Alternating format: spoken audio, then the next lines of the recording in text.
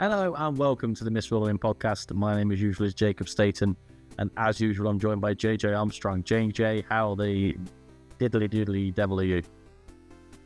Wow.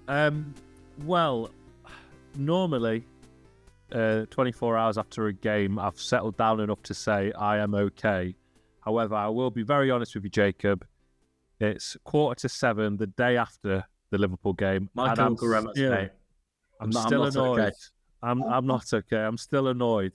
How about you? Have you recovered or are you over it? I've recovered enough to make a My Chemical Romance joke, mate, but no. Fortunately, I was watching on a stream, so it was on a seaside town with very poor internet connection. So I was very far behind, so I knew the goal had gone in, and then I didn't really catch the full gist of it until I was able to catch up with you after the game, and I was untethered. My rage knew no bounds, mate. Let's put it that way. But you went full golden god, that's for sure. Full golden god. We finished a car, mate. So we were a finisher car that game. Yeah. So, but before we jump too far to tackle into the Liverpool game, JJ's got a little quiz for you because we're playing Brighton next, aren't we, JJ? We are. So, each podcast now we're going to give you a very quick quiz with the list of teams a player has played for, both Forest plus the next opponent. Jacob's the wiki rolling in quiz. The wiki rolling in quiz. There you go. That's terrible. That is rubbish. So there'll be a video about to be played that will list the teams this person has played for, and he's played for both Brighton and Forest. That's the link. Have a think about it. Let us know in the comments if you have the answer, and we'll see if Jacob gets it. He'll reveal it at the end of the podcast, and we'll reveal the answer at the end. So I'm going to play the clip now. Welcome to Guess the Player, Brighton and Forest edition. So this player started at Brighton between 2005 to 2009. Within that time, they had a loan spell at the mighty Nottingham Forest with 23 appearances between 2008 2009 before it got made permanent at Forest between 2009 to 2012 with 57 appearances. They then went on to Huddersfield Town between 2012 and 2016, 122 appearances before moving to Queen's Park Rangers between 2016 to 2019. They then went to Sunderland between the years 2019 to 2020 with 16 appearances before finishing their career at Crawley Town between the years 2021 to 2023. Who do you think this is? Let us know in the comments if you think you've got it. Get your thinking caps on and let us know. Few things there that I'd like to share with you. One, I recorded that voiceover and then ran it through AI so it sounded more of a thing, and it ended up sounding like Match Day with Max. If anyone else thinks that. Secondly, AI generated perfect voice, mate. What do you want? What more do you want? There you go. Garibaldi Red Podcast and Match Day with Max. You've got the perfect AI voice, apparently. Secondly, put in a lot of work for that to get someone random, and Jacob's already messaged me saying he's got it. So we'll reveal the answer at the end. I actually got it before you even played it there. I told you I knew who you go for. So have a think. I thought that would be more difficult, but let us know in the comments. Have a think. We'll give the answer away at the end, and Jacob will say his answer at the end. But anyway, on to the Liverpool game, Jacob. Yes, starting 11. So I think the key points for me were probably Omo Bamidele, trying to say it too quickly. Omo Bamidele back in the centre back. I was very happy about that, by the way. I think he was very harshly dropped. I don't mean that as in Nick Carter is not worth dropping him for, or Felipe, etc. I just think he'd done nothing wrong to get dropped. Tyrell on the bench and Matt Seltz back in goal. Despite, I turned out had a pretty decent game against United. But Matt Seltz back in goal. I think he's done nothing wrong for Forest so much as I think he's been kind of a 6.5, 7 out of 10 every game. He's not made a mistake. Just the easy stuff. Well, I suppose. JJ, any thoughts? Happy about the Omo Bamidele and Murillo partnership. I think that's one that we can really push going forward, and I think we just need to give them the run of games now. We've chopped and changed at centre back so much. I think they have been consistently the best two combined that we've seen. Obviously, Felipe's had some great games. He's had some not so great games. Niakate, the exact same, but I think these two are the most consistent we've seen. Obviously, Murillo against Villa wasn't his best, but I think this partnership is both great for the time being, but also one you'd hope for the future if we can just keep Murillo for a little bit longer. But really happy about that partnership.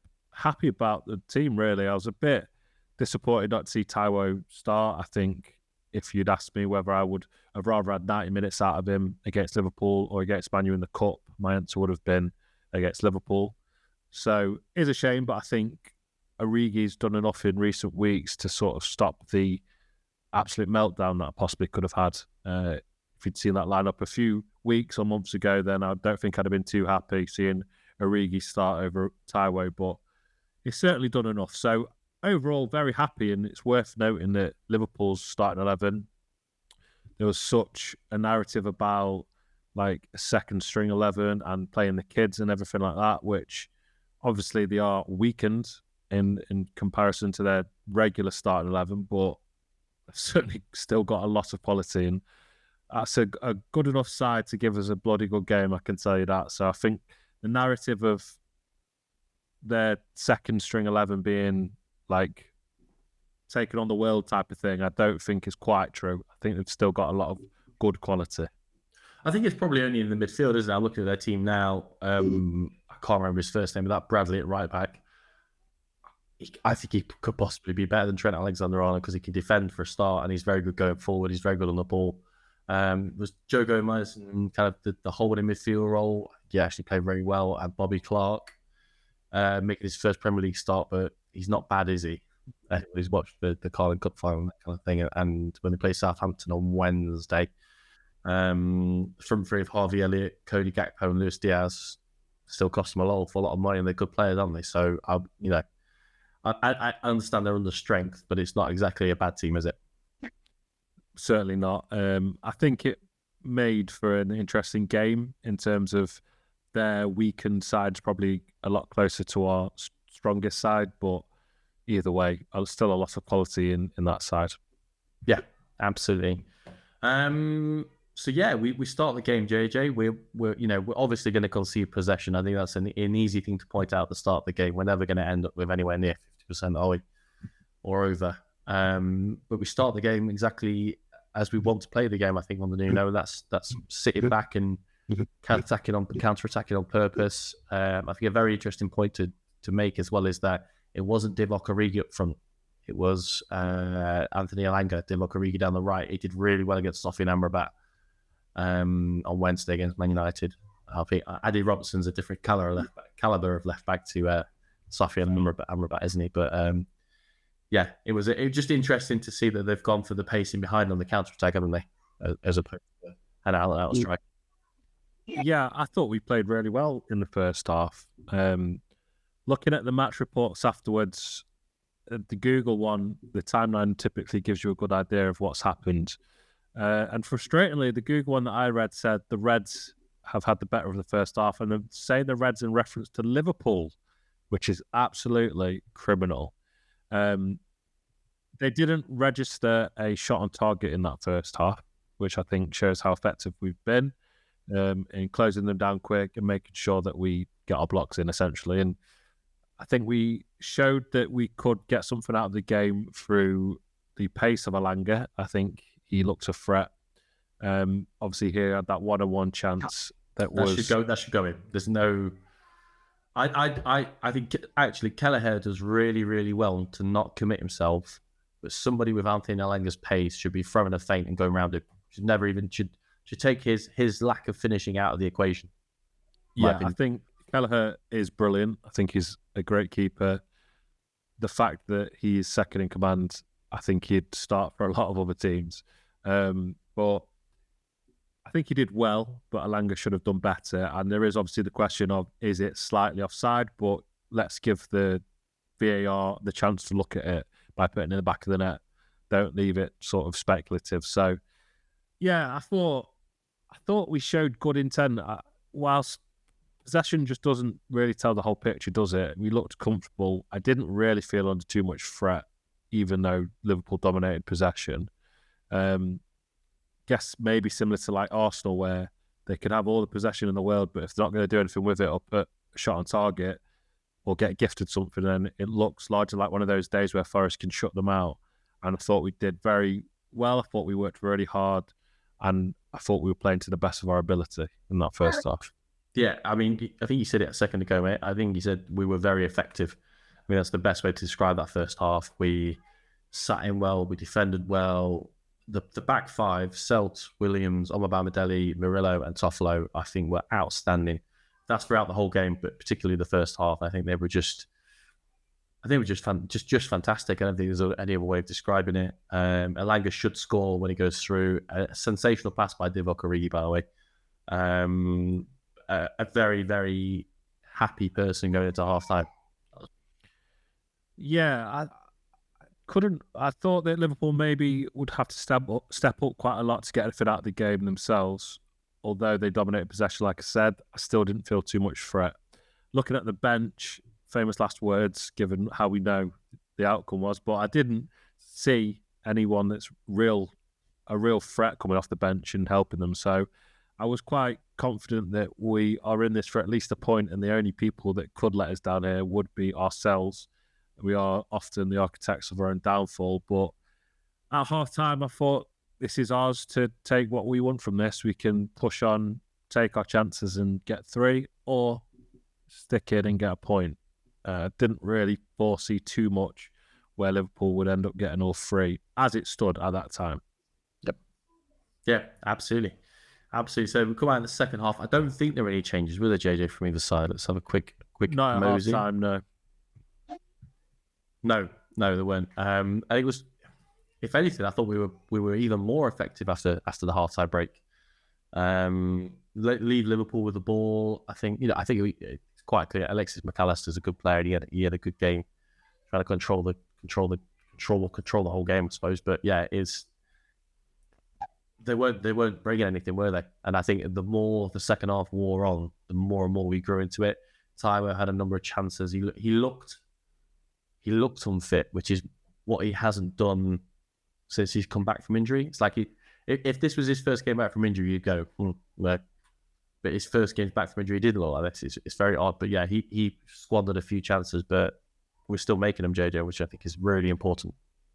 Still making them. I think Liverpool didn't offer too much other than a few attempted murders. Yeah, there was a few. Robertson about killed Nico Williams, unfortunately. Interesting. Didn't Dan's get Seltz as well? Yeah, Sells got killed as well. So shame. That was a shame. But I've seen a few people say that Robertson should have been a red card. I don't think there was much intent to it. So I personally think it was an accidental yellow. But there's a Joe Gomez one on Morgan Gibbs-white in the first half that should have been the yellow as well. That definitely should have been the yellow. Well, I'm sure we'll talk about the referees shortly. Yeah, the second half I thought we started really well. I thought we came out with a lot of intent again. We looked up for it, which is always pleasing to see. The crowd responded in such manner. They were up for it as well. I think Saturday, 3:00 against Liverpool, they're always going to be up for it, let's face it. I thought we looked really well. And Taiwo coming on for Divock, I thought Divock Origi was a bit of a blinder again. I thought he's really impressed once again. So happy to see Taiwo come back.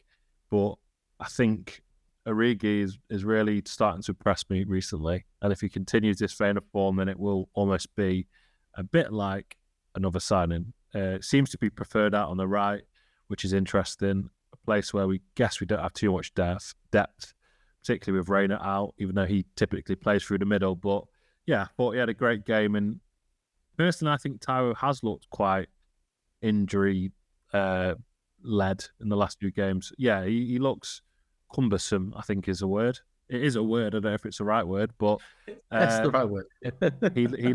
he does look lethargic and slow, and he doesn't look like he's playing to the best of his ability. It looks like he's hampered slightly. So I think he's done well through it largely. He is still effective. He can hold the ball up. He does what you need him to do. But I think there's an element to his game currently, whilst he is still not quite match fit, where he's quite slow in his sort of sharpness and awareness to pass the ball on or get the ball under his feet properly. So I don't want to criticise him too much. He is just back from injury, and I guess his minutes have been largely forced with Chris Wood out. I think he has done a good enough job, certainly. Seen a few people giving him a lot of stick online. I think it's largely unwarranted. He is very important to us. And I think the more minutes he can get, the more match fit we can get him will be really key and really important And if we can get Chris Wood back, then even better. But long way of saying that, yeah, we look good in the second half. And then it comes to the final few minutes, JJ, doesn't it? There's already 8 minutes at a time. I think Selfs went down there, so I think it's a justified 8 minutes. I'd like to say before we get on to the talking point, I had no issue with the fact it went past 98. I think there was some time wasting. It was bang on 98 when they got the corner. But yeah, there is a Forest corner into the box, isn't there, JJ? Because we were pressing. There was only one team going to win that game, in my opinion. And I said that's no disrespect to Liverpool. I think we were just, the more the game went on, the more and more up for it we got. And we get a corner. It's a decent ball into the box. It gets flicked away. Hudson-Odoi picks it up on the edge. There's a clash in the box. I've seen lots of stills of it. Looks like Ryan Yates has kicked Konate in the head. That isn't right. Wrong angle. From a certain angle where there's not much depth perception, it looks like Yates has kung fu panded Kelleher. But it's not true. Multiple angles show that it was Kelleher going into his own man. I think it was Konate, and Ryan Yates was nowhere near him. So, yeah, not true at all. The ball goes outside the box.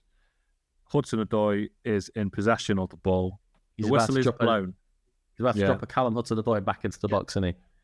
The whistle's blown here, and this is the talking point. You might have thought we've flown through the game, but this is essentially why, because there's a lot to digest and talk about here.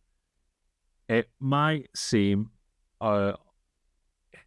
in isolation like such a minimal thing that the referee's given the ball back to the Liverpool player to carry on. But what effectively has happened in terms of the narrative is, A, it's wrong because we had comfortable possession of the ball and we're attacking, and the ball was outside the box. Outside the box is the important thing here. That means it's a drop ball, I believe. There was a similar situation in the first half where Ryan Yates went down in his own box with a head injury. The game was stopped and a ball was given to our keeper because it was inside the box.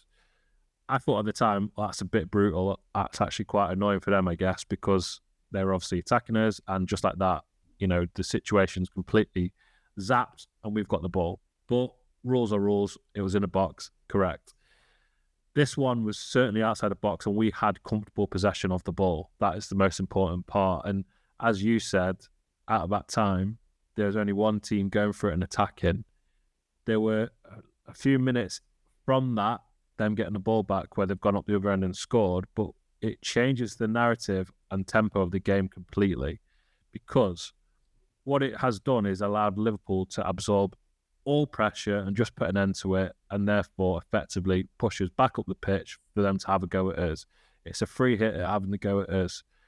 What obviously it's so speculative what could have happened if that never happened, if we got the ball, but given the fact that we were going for it, or, you know, Danilo and Gibbs-white had just been booked for time wasting. I think the Danilo one's quite harsh because he levered a shot as the referee blew a whistle and he got booked for kicking the ball away, it felt. But either that's way, not time wasting either, is it? That's just kicking. That's petulance. Yes. Either way. Sorry, the Gibbs-white one, that was booked for Walker to take a corner, wasn't it? Yeah, it was a corner. The referee So the annoying thing is, at that time, game management kicks in. We have all our players up that end of the pitch. We're going for it, or we can sort of try and game manage, take it to the corner, whatever you want to do. Speculative, and we don't know what could have happened. Maybe we always would have lost the ball and it gone up the other end and Liverpool scored. Who knows? But you can't leave it up to that. You can't leave it up to speculation, because the wrong thing happened, and it's just frustrating. And I've never heard the City ground so angry at this point. They sounded very, very, very angry at the referee, and you can see why. And I think the frustrating thing is we'll get an apology for it if we've not already, but mostly all ex-professionals, all pundits, all the analysis, ex-referees, even Mike Dean have all said, yeah, it's a monumental error. And in a season that's largely dictated by off-the-field things, it's monumental error, sorry, just isn't good enough.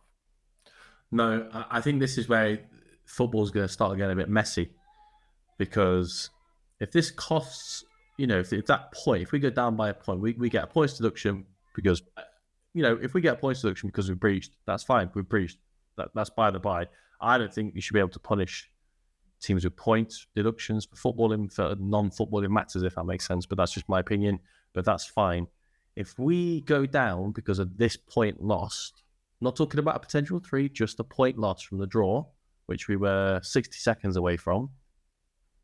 That's when people like Evangelos Marinakis, has put hundreds of millions of pounds into this football club of his own money. That's when people like him are going to start going to lawyers and things like that again, because it's one of those things that if he's got something so catastrophically wrong, like a penalty, VAR is meant to fix it. This is just a basic error. So basic that VAR aren't allowed to intervene, which seems mind-boggling to me. What should have happened for me is that ball goes out for a corner to Liverpool. VAR go, it was with Paul Tierney, wasn't it? Cloud. VAR should have gone, Paul, you proper messed this up, mate. We take it back for a drop ball to Forest. And guess what? None of this happens. Yeah. I think it's become a bigger story given the fact that Liverpool have scored. I was aggrieved at the time before what inevitably happened, but the fact that they have ended up scoring as a result of it, obviously a fair amount of play following that, but it has changed the positioning of the team, the ball, the whole attacking intent of the time of the game. It was all disrupted due to this decision. We should have cleared our lines. That is absolutely essential. Yeah. Don't for one second think that we're not pointing the finger at ourselves because we cost ourselves by not clearing the ball. However, there is a large factor that you would think that should never have even been a thing because of what the referee did. And it's not just this point that we can reflect back on at the end of the season. It's multiple. It's the Man United penalty. It's the Bournemouth red card. It's the Ivan Toney free kick. It's piling up and piling up and piling up. And there is this overwhelming feel of injustice against Forest, whether that is deliberate or not, corruption or not. I think everyone can sort of theorise and get into their heads about these sort of things, but it's easy to see why when it's consistently happening week in, week out. Jacob, you summed it up pretty well, saying at the end, you've got an overwhelming feeling of what's the point? And that's how I felt since the end of that game. I just feel, what's the point? This is unenjoyable now, because this season is basically the position in the Premier League for Forest is being decided not by the performances on the pitch, but by refereeing decisions, VAR decisions, and in the courtroom with a points deduction. It's just not enjoyable anymore. No, it's definitely taken the edge off the kind of silver lining of the Premier League for me. Like we've come up and don't get me wrong, there's VAR stuff that's gone our way, and that's great. But I don't think we've had many controversial ones go our way. I think that's probably the best way of putting it. So VAR have got things right for us, which is great. But that's what it's meant to do. Do you know what I mean? It's not. We can't give them a pat on the back for getting something right. That's what it's there to correct mistakes. It's then if it's making mistakes, we need to call it out. And like I said in a previous podcast, is that the worst thing that could happen to football in general, but particularly in this country, is if people just accept the VAR is bad and stop talking about it. I want it gone. I'm end of the season. I want it out. Obviously, for obvious reasons, you can't get rid of it now because it's not fair on games where it's interfered in and stuff like that. But it just needs to be draw the line underneath it and say we had a go. Let's leave in goal line technology, which I think is fantastic because it just comes to a watch and says if it's in or not. It's only one mistake in however many years it's been used. Automated offside. Let's use that. But just this whole. It's just a failed experiment, isn't it? And I'm just worried that nobody's ever going to accept that because the people that make the decisions don't actually watch or like football, do they? I can't see VAR going anywhere. I think we're stuck with it. I think if anything, it's going to end up being rolled out to the other divisions. unfortunately, that would probably be one of the main silver linings for me if we did go down, that you can just celebrate a goal and accept that errors are sometimes errors. The Championship was infuriating, the amount of refereeing decisions we've spoken about over the years on this podcast. Names like Keith Stroud and Oliver Langford still haunt me to this day. But at least there's an element where you can just accept it as a thing. When there's something in place to protect those decisions and correct them, and it doesn't, all I can say is the Nico Williams penalty the other week against West Ham. If the thing in place to correct decisions doesn't look at that and says it's a penalty, it's not fit for purpose. So I think you've just summed that up really, really well, in that VAR is meant to be there to correct refereeing errors, because people make mistakes, but these are high stakes games. And like you said, if a referee makes a mistake and there's no VAR, you kind of, if he didn't see it, or if that's not what he saw, that's not how he saw it, whatever. If there's VAR there that's meant to correct it, that's great. But right now they're not correcting it. They're protecting the referee. And that's not what it's there for. Just because your pal's on the pitch and he's got it wrong doesn't mean you shouldn't call him out for it. You're not calling him out for it. You're just giving him, kid, you got this wrong. You don't have to go, you stupid. It's not that. It's not being used for what it's meant to be, in my opinion. I think inevitably they're not helping the mates out by not correcting their decisions, because it puts so much more of a spotlight and emphasis on the wrong decision when VAR blindly agrees with it. I know we're going a bit off tangent. This wasn't a VAR decision that cost us. It was a purely refereeing decision that VAR couldn't overturn. But I guess we're just going off on a tangent about refereeing in general, which is not in a good spot. But for VAR to look at a refereeing decision, blindly go with it to protect their mate and their referee on the pitch, shines more of a spotlight on the actual decision and makes it all come across worse. So it's interesting that this drop ball situation is law of the game that Paul Tierney hasn't understood. There's a lot of things that have gone in the way, not for us in the past, like the penalty, whatever. These things are largely subjective, but the decision against Liverpool was not a subjective opinion, and that's what frustrates me. And I can see why Marinakis is enraged to the point of being pitch side. Jacob, I'm interested to hear your thoughts on that, because I personally think it's not a great look.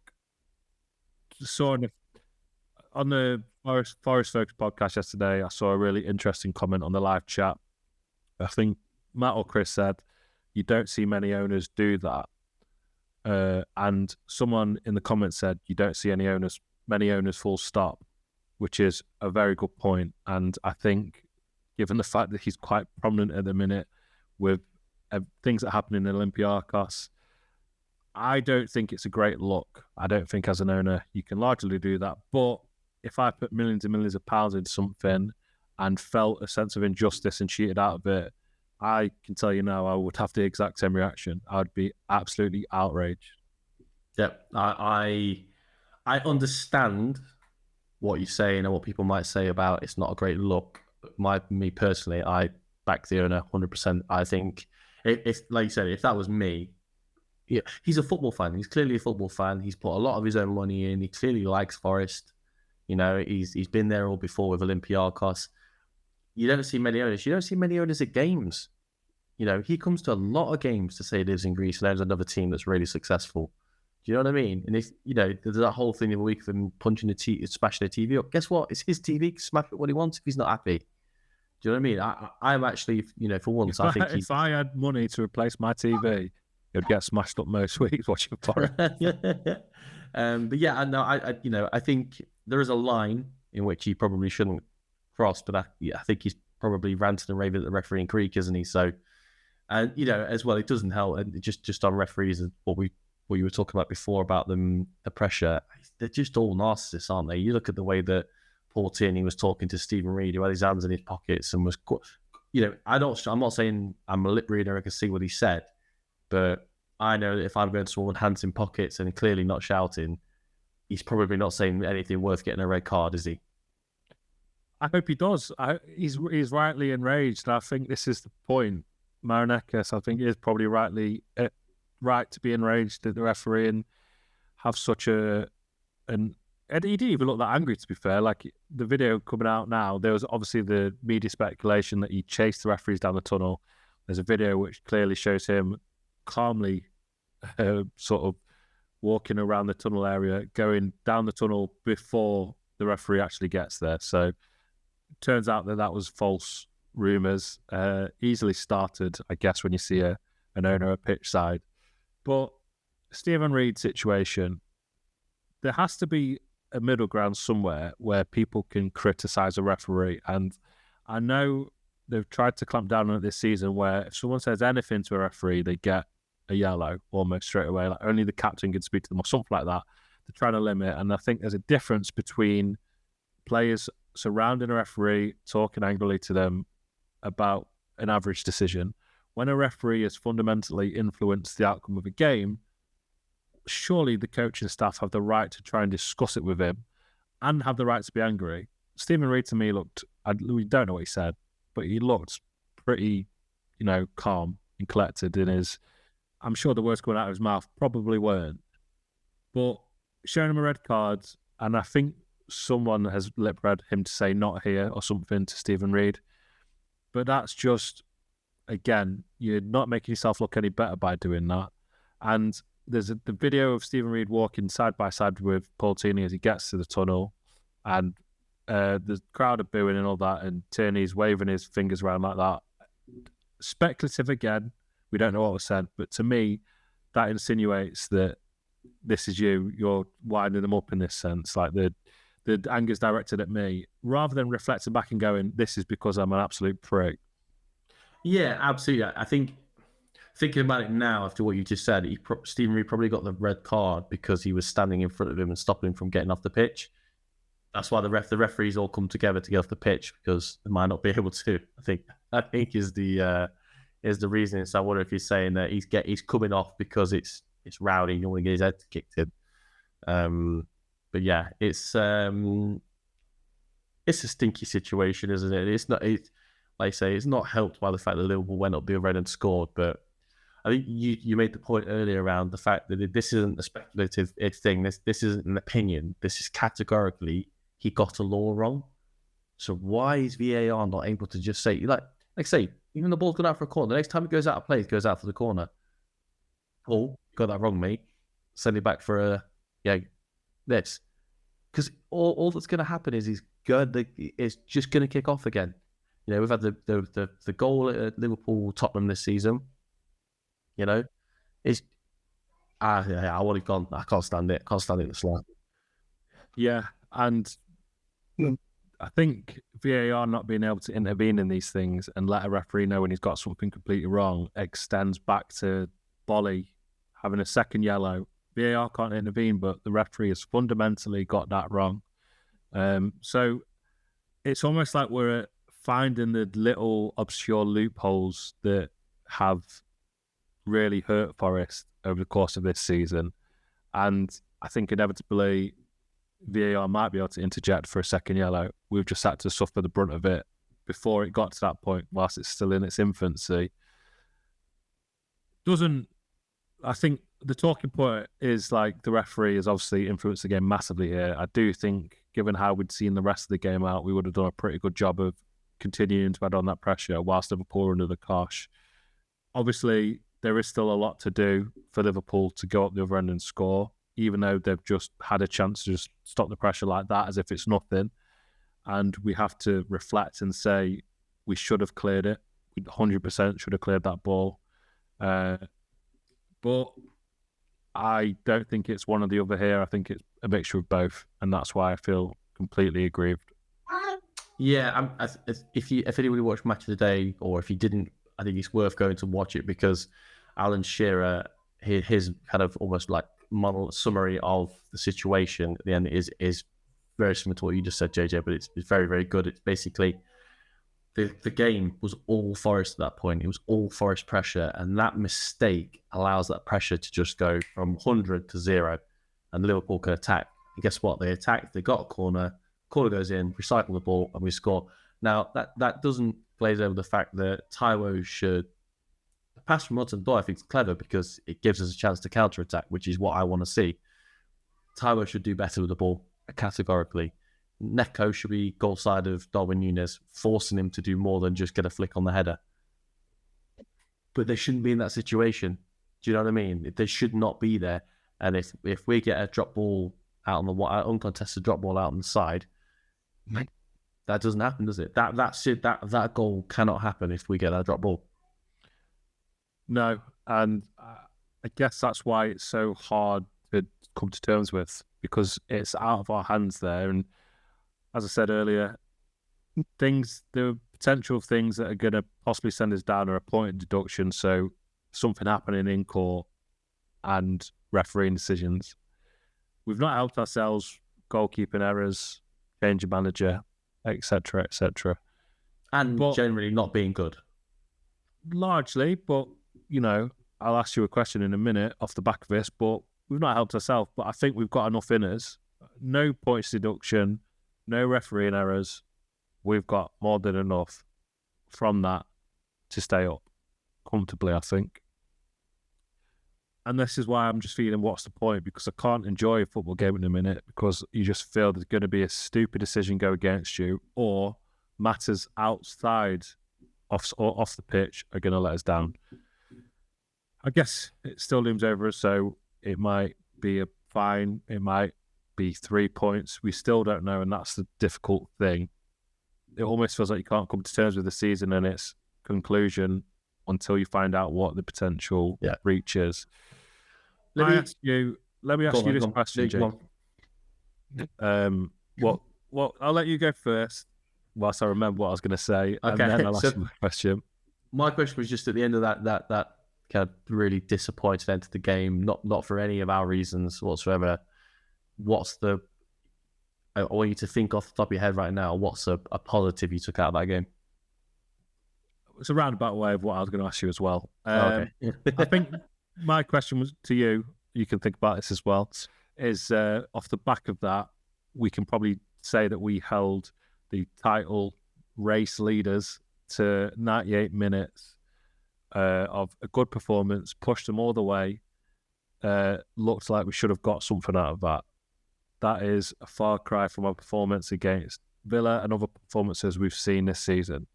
We should take a lot of positives and spirits from that performance to say, look, what we've just done against the leaders in this title race, we've got enough in us to stay up if we can perform consistently like this. So what I was going to say to you is, do you think we can take positives from this situation? Will the whole refereeing decision, the fact that it was late heartbreak and it felt like it was unjust, will that light a fire under us, make us kick on, everyone unified, let's see out the rest of the season, pick up some results?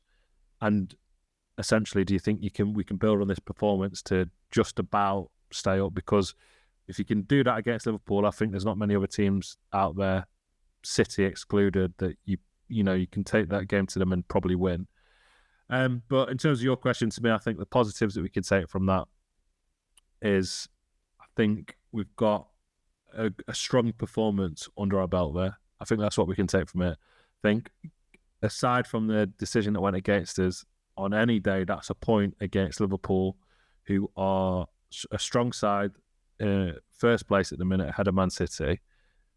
They have whooped teams. This is the first time this season in the Premier League that Liverpool have won 1-0, which shows that they've probably, every time they've won, they've largely dominated games or scored more than one. And we held them to that up until the 99th minute. So I think a very good defensive performance is a positive we could take from that. I think we can take strength in the centre-back pairing. I think we can take a positive from the goalkeeper, because I think Sells had a great game, and also he made an incredible point-blank save. I think it was largely overlooked because it came off Murillo, and they're more focusing on the fact that Murillo will be relieved, as opposed to the fact that it was just a fantastic reaction save. So the goalkeeping standards have increased since we had Matt Turner in net. Turner was a good shot stopper, but I think some of Sells' distribution was lovely. I think his very, very first kick of the game yesterday found, I think it was Hudson-Odoi on the left, perfectly, pitch perfect. So his distribution has largely improved our squad, and he looks comfortable. And I feel a lot more confident with him in net than I do with Turner, because every time the ball went near him, I felt a sense of dread. Don't really feel that anymore. So that's positive.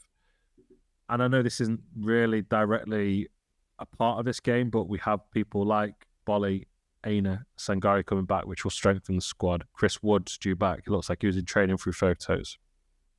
So I guess the positives are, if we can do that against Liverpool, there's no reason we can't kick on and use that to ignite us for the rest of the season. What about you, Jacob? So yeah, the big positive for me was the settled 11.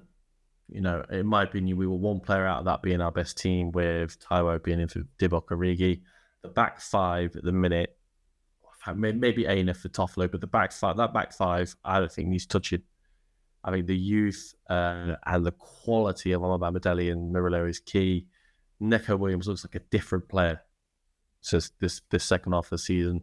Toffolo, solid, doesn't do anything wrong, has a great cross on him as well. I think Yates was exactly what I saw against Arsenal, which I was surprised other people didn't see. I saw Yates broke their play up so much. Dominguez never stops, does he? He's sensational. Alanga and hudson-odoi down the wing. Obviously, Alanga played from settled. Gibbs-White's really looking to start playing his football in the right parts of the pitch, which was always my great criticism of him. And then you have a striker up front. You know, it could be Taiwo, could be Origi, could be Woods, and it's just great. And I think with a settled 11 like we have now, or set very, you know, like it's a, there's only one or two changes you could make to depend on who we're playing. I think that's really, really key. And I think that will help us get results, because we were very comfortable in this game. I'm not saying it wasn't hard, but I'm saying we were very comfortable in this game. We were very tactically astute. We should never have got anywhere near a loss in this game. And yeah, I think that's a huge positive. And Alanga did have a good chance in the second half. Well, we should have been 1-0 up, shouldn't we? Definitely. If we took our chances, it's a different story. Oh, the volley, yes. Yeah, absolutely. And I think, like, given the whole narrative of the refereeing decision, it's glossed over some really good bits where if it just goes in, it's a different story. And I think we're close. We're very close to getting a really good result. And we'll do a more in-depth podcast next week about this, but I really do feel like we can go to Brighton and get a result. This is what Nuno's instilled in us now, I think, is we can go anywhere. And if we play like that, we'll do well. If we play like we know we can, which is a lot worse, then we'll get battered. But the fact that if we turn up, we're more than capable of winning any game, bar City probably, for the rest of the season, I think shows there's a lot of points to be picked up. And I just hope we can pick up a few and hit a good run of form in the next few weeks. The points deduction to the back of our mind, but hopefully Luton are starting to hit the end of their purple patch.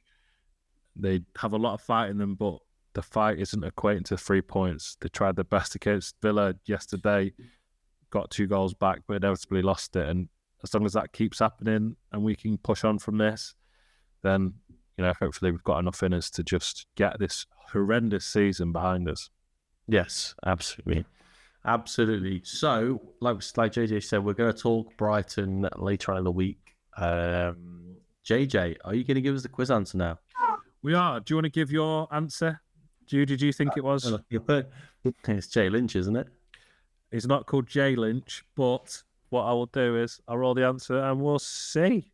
So, at the top of the show, we gave you the person that played for Brighton and Forest. That played for Brighton, Forest, Huddersfield Town, QPR, Sunderland and Crawley Town. Of course, the answer is Joel Lynch. Did you get it? Did you get it, Jacob? I don't believe you if you did.